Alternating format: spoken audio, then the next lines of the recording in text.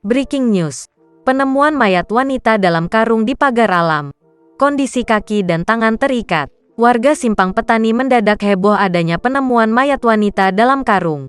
Seorang warga menemukan sesosok mayat tak dikenal ditemukan di aliran Sungai Suban Simpang Petani RT 03 RW 02 Kelurahan Alun 2 Kecamatan Pagar Alam Utara. Minggu, tanggal 17 Oktober tahun 2021. Sekira pukul 10.30 waktu Indonesia Barat. Mayat tersebut ditemukan dalam kondisi membusuk dibungkus dalam karung. Bahkan dikabarkan bagian tangan dan kaki terikat tali. Belum diketahui identitas mayat perempuan tersebut. Pasalnya tidak ditemukan identitas apapun di lokasi.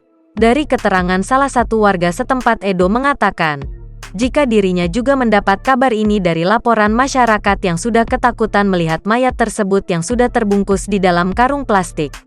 Setelah mendapat laporan warga, petugas Polres bersama warga langsung membawa mayat ke Rumah Sakit Umum Daerah Besema Kota Pagar Alam untuk dilakukan identifikasi.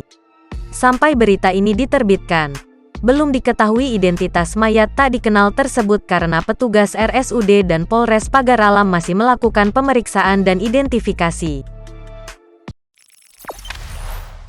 Jangan lupa subscribe, share, komen, dan like ya!